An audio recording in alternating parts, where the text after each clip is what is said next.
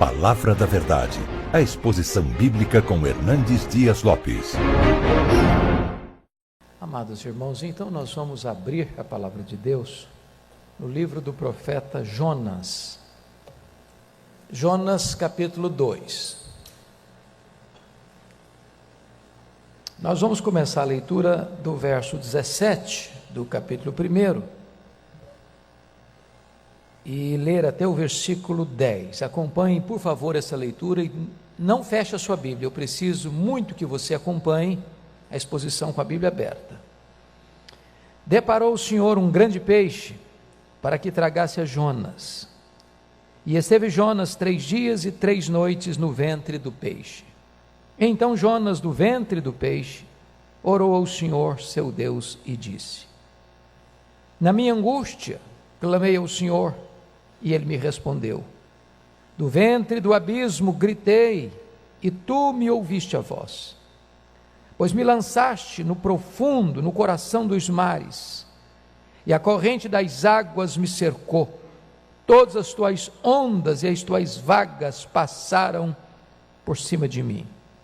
Então eu disse: lançado estou de diante dos teus olhos. Tornarei porventura a ver o teu santo templo? As águas me cercaram até a alma, o abismo me rodeou, e as algas se enrolaram na minha cabeça. Desci até aos fundamentos dos montes, desci até a terra, cujos ferrolhos se correram sobre mim para sempre. Contudo fizeste subir da sepultura a minha vida, ó Senhor meu Deus. Quando dentro de mim desfalecia minha alma, eu me lembrei do Senhor. E subiu a ti a minha oração no teu santo templo. Os que se entregam à idolatria vã, abandonam aquele que lhes é misericordioso. Mas com a voz do agradecimento eu te oferecerei sacrifício, o que votei pagarei. Ao Senhor pertence a salvação. Falou, pois, o Senhor ao peixe, e este vomitou a Jonas na terra.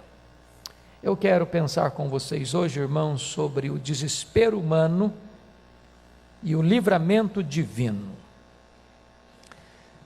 É sabido por todos vocês que Jonas é o primeiro profeta transcultural do Antigo Testamento. Havia profetas como Isaías e Amós que profetizaram também para povos estrangeiros, mas Jonas é o primeiro profeta chamado por Deus a profetizar especificamente a um povo estrangeiro. Jonas só aparece na Bíblia com o seu nome no Antigo Testamento mais uma vez. É o texto que está registrado em 2 Reis 14, 25. E somos então informados que ele profetizou no período de Jeroboão I, ou Jeroboão II, melhor dizendo, que foi o rei do Reino do Norte que governou mais tempo, 41 anos. Foi o rei do Reino do Norte que foi mais próspero.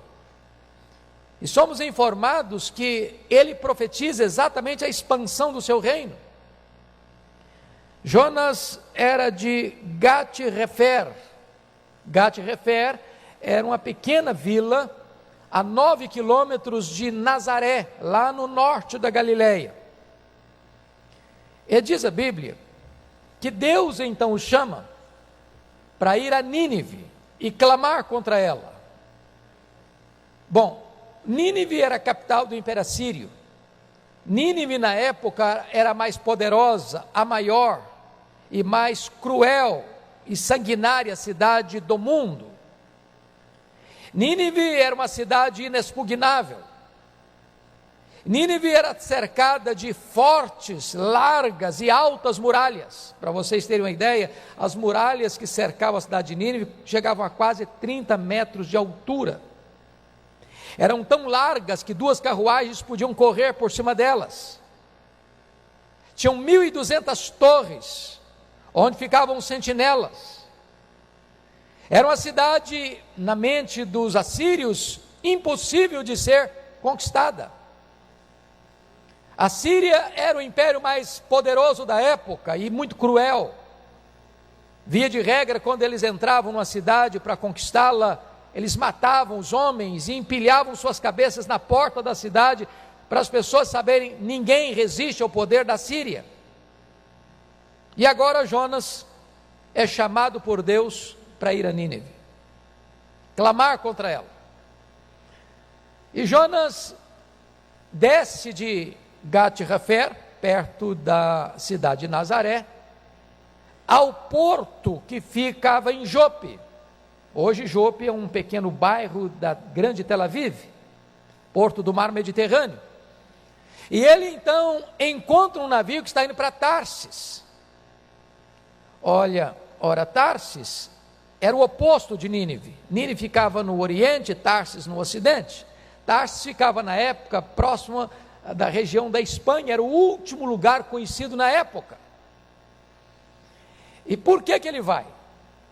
Por que ele foge de Deus?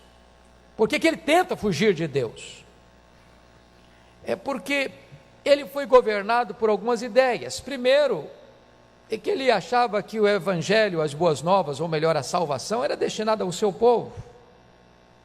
Na cabeça dele, os estrangeiros eram combustível do fogo do inferno, e ele levar uma mensagem que pudesse desembocar na salvação desse povo, para ele afrontava o seu pensamento.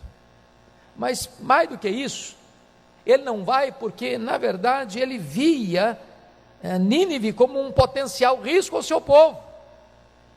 Era como, desculpem da expressão, pedir a um palestino para evangelizar um judeu ortodoxo.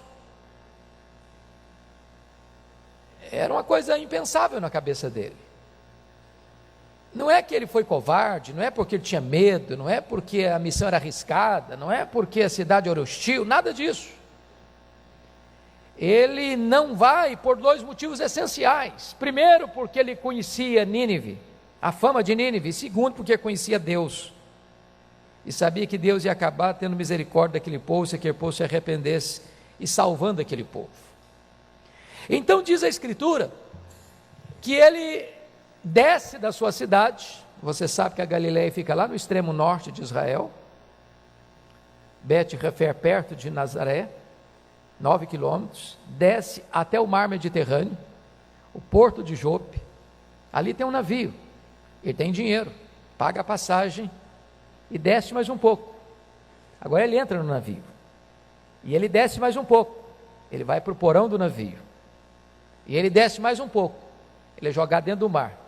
Ele desce mais um pouco, ele vai lá para a raiz dos montes, lá nas profundezas do mar. Ele desce mais um pouco, ele é engolido por um grande peixe. Na verdade, quando ele tenta fugir de Deus, isso é uma loucura. Deus manda tempestade atrás dele. E eu vou dizer uma coisa aqui para o seu coração: crente desviado é endereço certo de tempestade. Crente desviado é um risco para quem está perto dele. Então, se você está fugindo de Deus, Deus vai enquadrar você. Se você está fugindo de Deus, Deus vai encurralar você. Se você está fugindo de Deus, Deus vai mandar a tempestade atrás de você. Não é para destruir você, é para botar você no caminho de volta. Diz o texto que, diante daquela cena de tempestade, os marinheiros começam a clamar aos seus deuses. Jonas está lá no porão dormindo, num sono de fuga. E eles lançam sortes, desculpem da expressão, mas o azar caiu em Jonas. E chegam para eles: o que está acontecendo? Quem é você? De que povo é você? O que você faz na vida? E diz o texto que Jonas responde essas 4 perguntas: que ocupação é a tua? De onde vens? Qual é a tua terra? De que povo és tu? Ele responde assim: sou hebreu, temo ao Senhor, o Deus do céu, que fez o mar e a terra. Ele não diz qual era a profissão dele, não, qual a ocupação dele, não. Ele omite isso. Mas é curioso que, ao dar a resposta, ele reafirma a sua fé, diríamos hoje, ortodoxa. Ele não é um herege, ele não é um pagão, ele é um homem de Deus, ele é um profeta. E ele diz: olha, eu sou hebreu, e tem mais, eu temo ao Senhor. E ele define quem é o seu Senhor: é o Deus do céu, que fez o mar e a terra. E aqui nós encontramos um Jonas muito complicado, porque a profissão de fé dele está correta, mas a postura dele está errada. A doutrina dele está certa, mas a atitude dele não está certa. Diríamos hoje que Jonas era um ortodoxo de cabeça e um herege de conduta. Ele diz que teme a Deus, mas desafia a Deus. Ele teme a Deus, mas desobedece a Deus. Ele teme a Deus, mas tenta fugir de Deus. Ele crê na soberania de Deus, mas ele não se rende à vontade de Deus. Ele está pronto a morrer, mas não está pronto a obedecer. Ele tem consciência que o problema da tempestade era por causa dele. Ele diz isso claramente. Ele reconhece que a tempestade não era um fenômeno natural, mas que ele era o causador da tempestade. Mas mesmo assim ele não ora, mesmo assim ele não se humilha, mesmo assim ele não se quebranta. Então Deus dá um tratamento radical para ele. Notem vocês que no versículo 12 ele responde assim para os marinheiros: tomai-me e lançai-me ao mar, e o mar se aquietará, porque eu sei que por minha causa vos sobreveio essa grande tempestade. Então é um crente convicto do seu pecado. Ele reconhece o seu pecado, mas uma coisa ele não faz: ele não se arrepende. Ele está pronto a morrer, mas não está pronto a obedecer. E então ele é lançado ao mar, pensando que era o fim. E ia morrer mesmo. Ia morrer. Pensa você, se o navio está pronto a naufragar e um homem jogado naquela tempestade toda. Mas, na verdade, o mar não seria sua sepultura. O mar tempestuoso seria o começo da sua disciplina, da sua restauração. E Deus envia um peixe para engoli-lo. E agora esse homem, diríamos hoje, de uma forma até descontrair um pouco, o primeiro homem a andar de submarino na história, né?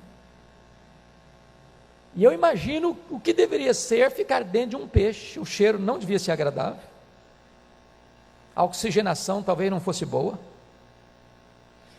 Ele chega a dizer que ele estava numa espécie de sepultura, uma espécie de sepultura. Ele diz no versículo 6, contudo fizeste subir da sepultura minha vida.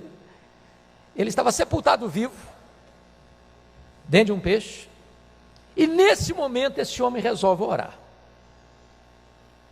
Então, é sobre a oração dele que eu quero conversar com vocês hoje, e tirar daqui 10 lições, pode ficar tranquilos que não vai demorar não, mas são 10 lições.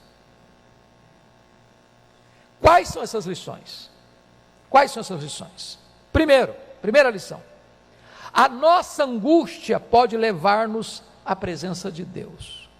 Veja comigo o versículo 1, por favor. Então Jonas do ventre do peixe orou ao Senhor seu Deus. Preste atenção na palavrinha de ligação, então. Jonas não ora quando Deus o chama.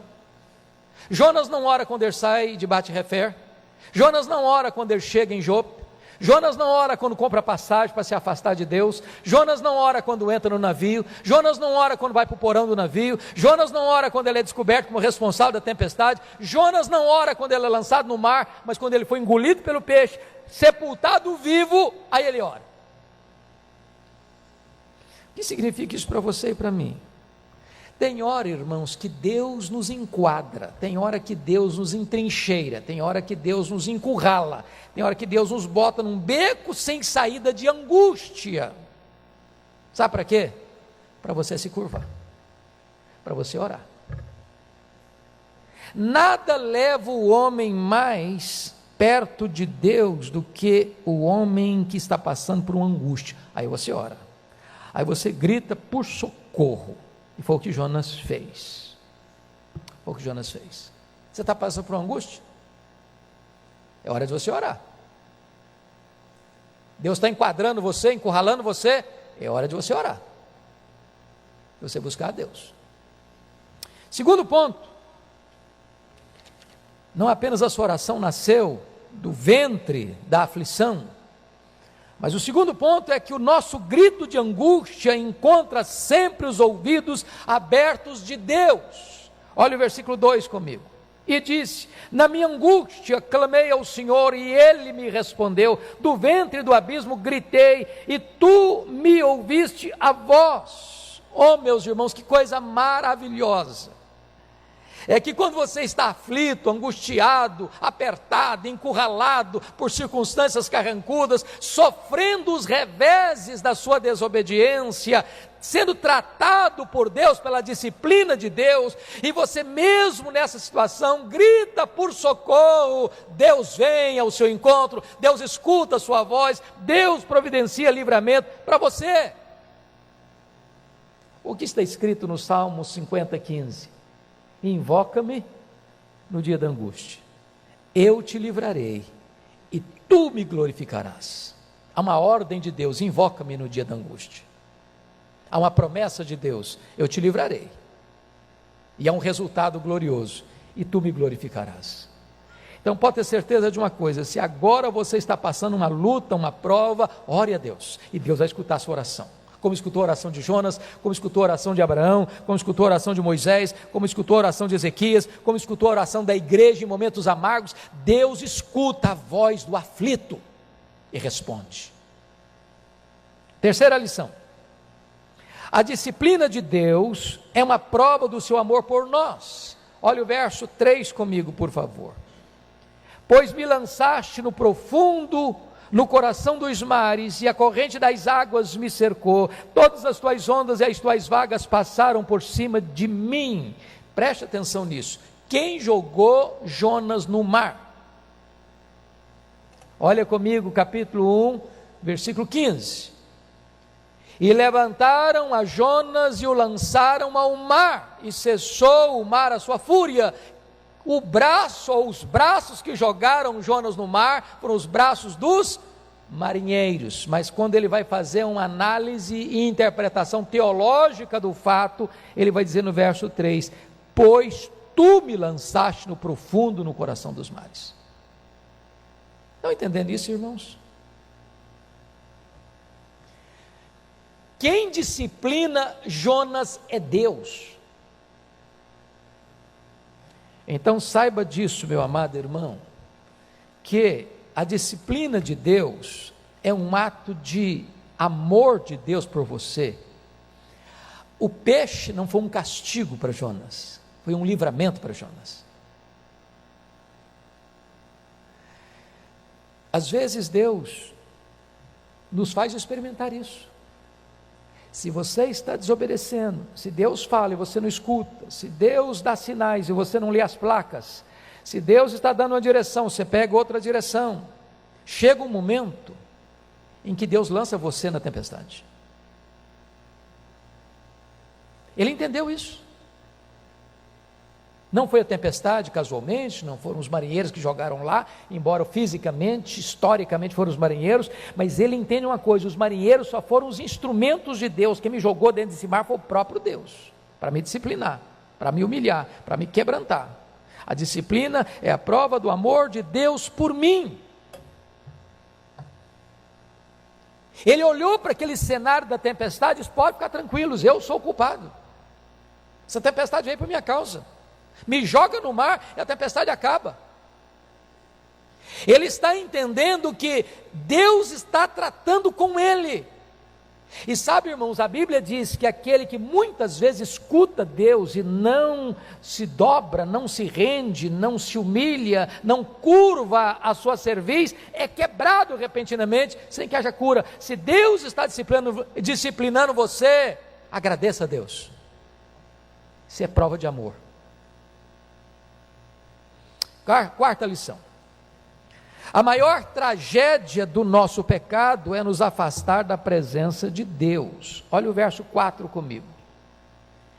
Então eu disse: lançado estou de diante dos teus olhos, tornarei porventura a ver o teu santo templo.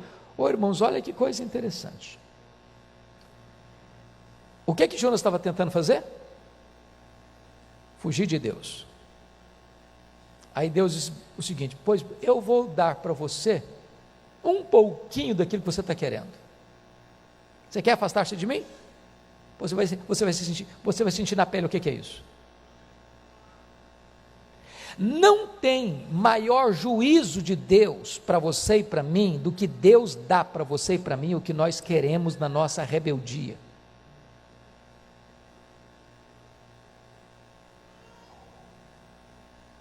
A maior tragédia do pecado, irmão, é você ser afastado da presença de Deus, da comunhão com Deus, da alegria, da intimidade de Deus. Você pode ter tudo do bom e do melhor, se você não estiver na presença de Deus, afastado da presença de Deus. Você pode estar num apartamento lindo, você pode estar numa casa maravilhosa, você pode estar de um carro de luxo, você pode tirar férias, ficar num hotel 5 estrelas, você pode ir aos restaurantes mais caros, você pode estar em qualquer lugar do mundo, você não está bem, porque o pecado priva você da maior de todas as bênçãos, a presença de Deus. Presença de Deus. Então, Jonas experimenta um pouquinho daquilo que estava buscando e ele ficou desesperado.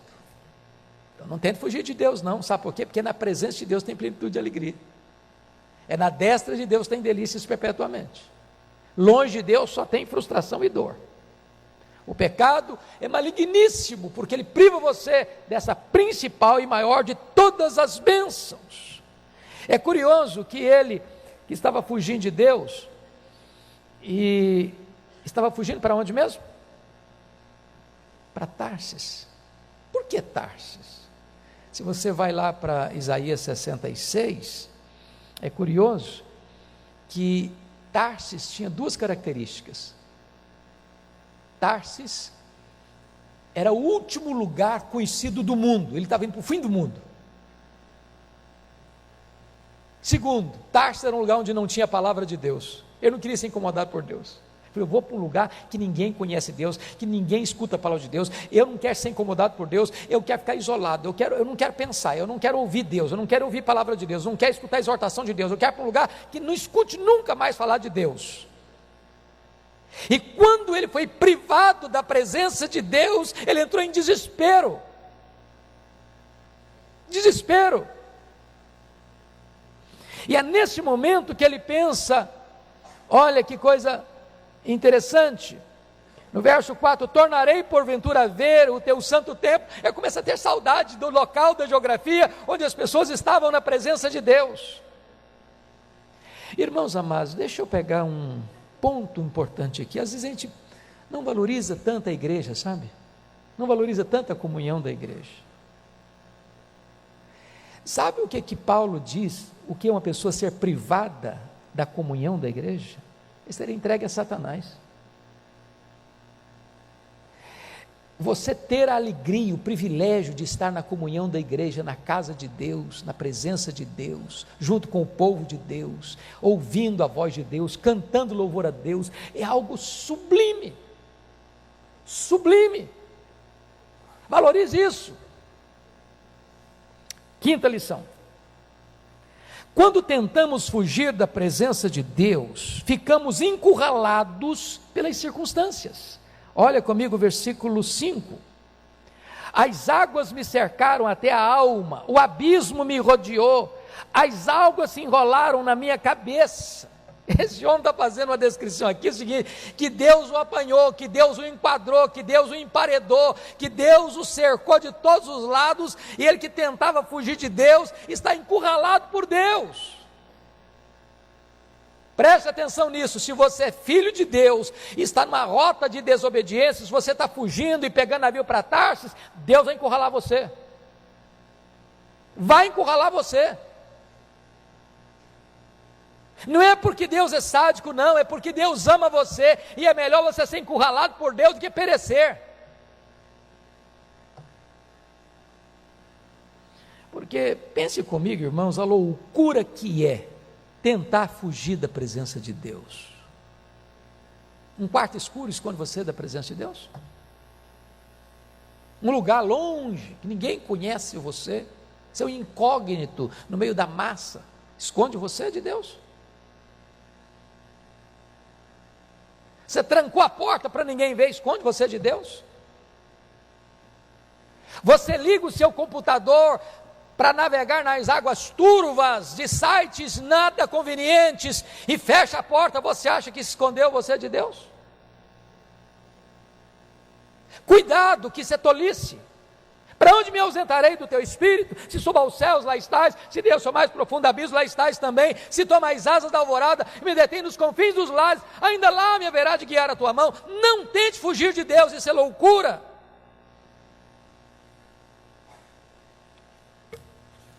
Sexta lição: o caminho da desobediência sempre nos conduzirá por abismos mais profundos.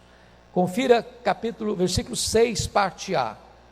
Desci até aos fundamentos dos montes, desci até a terra, cujos ferrolhos se correram sobre mim para sempre. Aliás, vamos fazer uma ginástica, um exercício aqui comigo. Olha a escalada de descida do Jonas. Onde ele morava?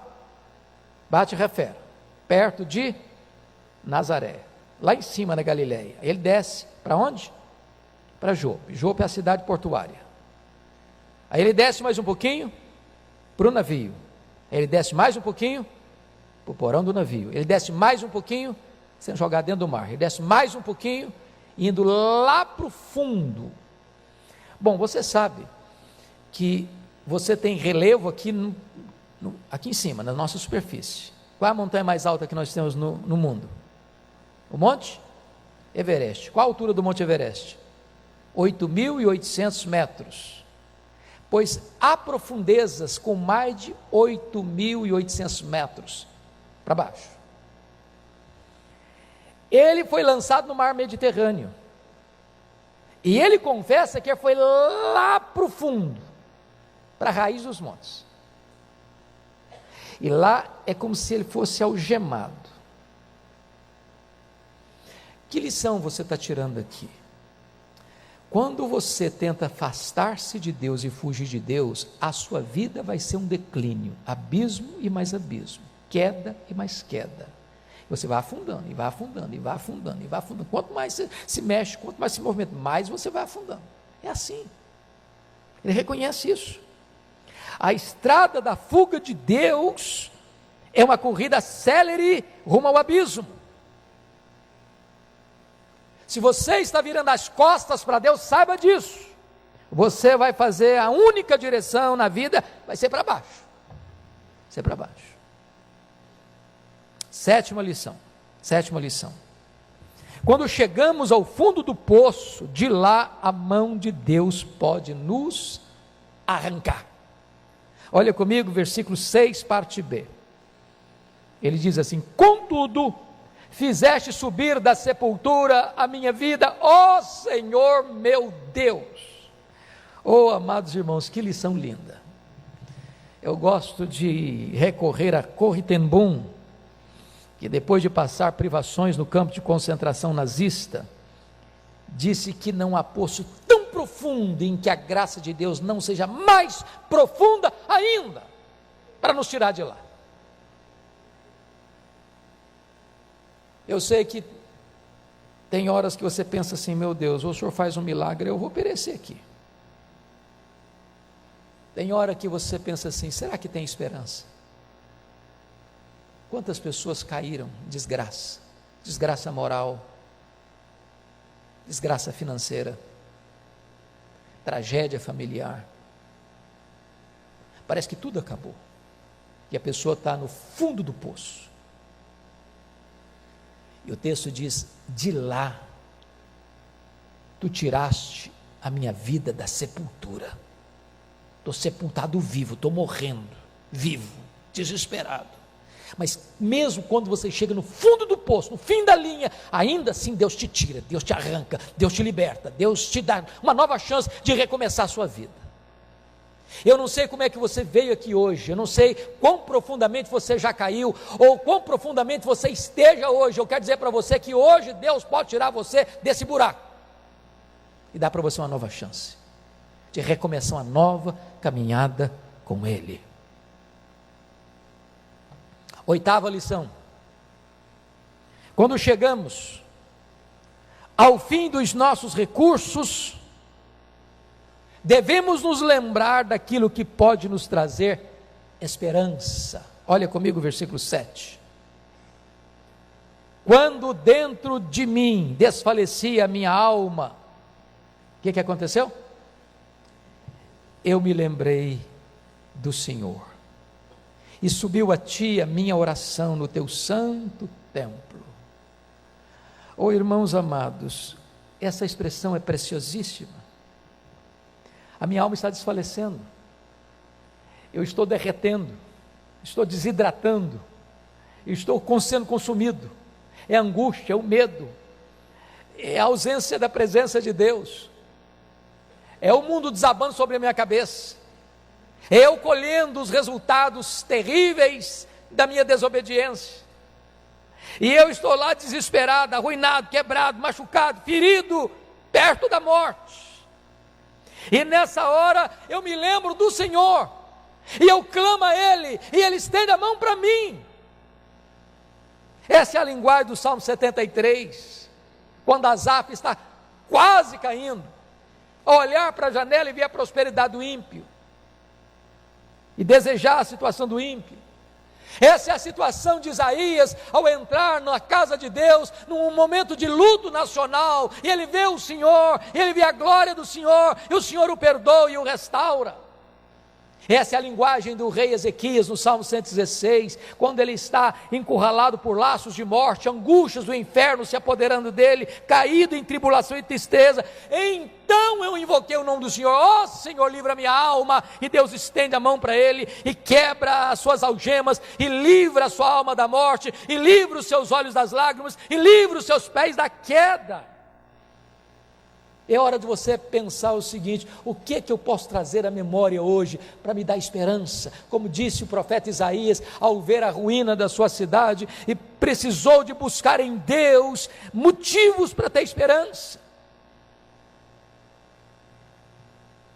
Nona lição: devemos saber que toda forma de idolatria é uma atitude tola e ingrata. Olha comigo o versículo 8.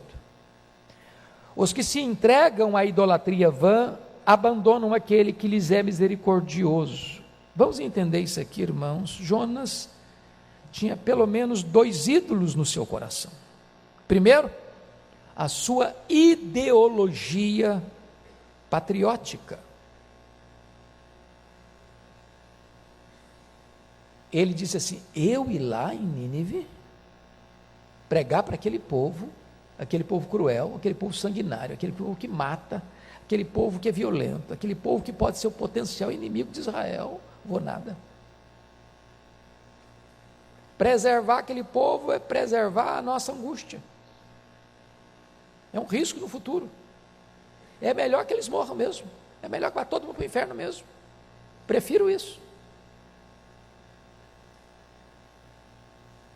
É aquele homem que pensa o seguinte: eu sou salvo, que os outros se danem. Mas o segundo ídolo do coração desse homem talvez fosse a sua elevada reputação, porque ele vai lá em Nínive e prega: dentro de 40 dias Nínive será subvertida. Aí torna a repetir o sermão: dentro de 40 dias Nínive será subvertida. Aí vai na quadra seguinte: dentro de 40 dias Nínive será subvertida. E ele vai para o bairro seguinte: dentro de 40 dias Nínive será subvertida. A cidade era 3 dias de caminhada, ele fez num dia. O que ele pregou? Juízo. O que aconteceu? Graça. O povo se arrepende, o povo crê, o povo se volta para Deus, e ele fica desesperado com isso, e reclama de Deus no capítulo 4, versículo 2, e orou ao Senhor e disse: Senhor, não foi isso que eu disse estando ainda na minha terra? Por isso me adiantei, fugindo para Tarsis, pois sabia que és Deus clemente, misericordioso e tardio em irar-se, e grande benignidade, e se arrepende do mal. O Senhor tem o coração mole demais. Então esse homem está compreendendo que você ficar agarrado a ídolos é uma tolice, é apartar-se daquele que é misericordioso. E sabe, irmãos, às vezes nós evangélicos achamos que ídolo é só uma imagem de escultura. Tem outros ídolos. O dinheiro é um ídolo. Aliás, Jesus chamou riqueza de mamon, de Deus, de Senhor.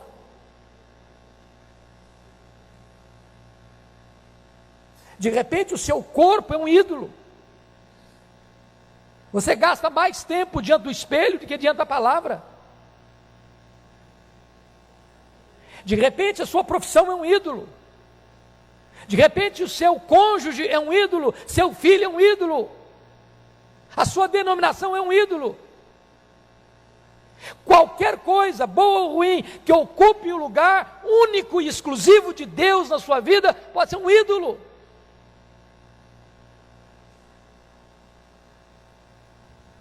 Idolatria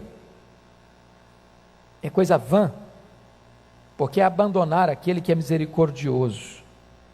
Mas finalmente, em último lugar, décima lição, devemos saber que só encontramos o verdadeiro sentido da vida quando nos voltamos para Deus.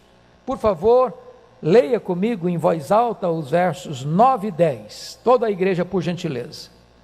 Mas, com voz do agradecimento, eu te oferecerei sacrifício, o que votei, pagarei. Ao Senhor pertence a salvação. Falou, pois, o Senhor ao peixe, e este vomitou a Jonas na terra. Irmãos amados, este homem, se você percebeu, essa oração é uma oração muito mais de gratidão do que de súplicas, pelo livramento de Deus. E ele não pode encerrar esse momento a não ser com voz de agradecimento, oferecendo sacrifício a Deus, cumprindo o seu voto que fizera a Deus. E ele reconhece algo lindo: a salvação pertence ao Senhor. Jonas foi salvo porque era um camarada bom? Não. Apesar dele, Deus o salvou. Salvação é de Deus. Deus salva o judeu, Deus salva o assírio. Deus salva um e salva o outro. É da soberania dele, é a graça dele, é o amor dele. É ele que administra isso. Ele reconhece agora, ele não pode sonegar aquilo que pertence a Deus. Ele é um profeta, e Deus mandou profetizar, ele tem que profetizar. Ele não pode escolher para quem ele quer pregar, ele não pode escolher aonde ele quer pregar. É Deus quem manda, é Deus quem administra, é Deus quem é o Senhor do obreiro e da obra, é Deus que é o Senhor da mensagem e do ouvinte da mensagem. A salvação pertence a Deus. Então, diz o texto, versículo 10, falou, pois, o Senhor ao peixe, e o peixe obedeceu. Deus tinha falado para Jonas, e Jonas tinha desobedecido. O peixe aqui é mais obediente que o profeta. O peixe obedece. E vomita Jonas onde? Na terra. A Bíblia não diz onde foi. Mas sabe o que significa isso? Eu termino aqui. Deus está dizendo para ele: estou te dando uma nova chance. Vamos recomeçar. Uma nova oportunidade para você. O nosso Deus é o Deus da segunda oportunidade. Talvez você esteja aqui hoje, depois de uma queda, depois de um deslize, depois de uma crise. Talvez você tenha pegado navios para Tarsis. Você é crente, está fugindo de Deus. Você é crente, está desigrejado. Você é crente, mas está vivendo isolado. Hoje Deus quer levantar você.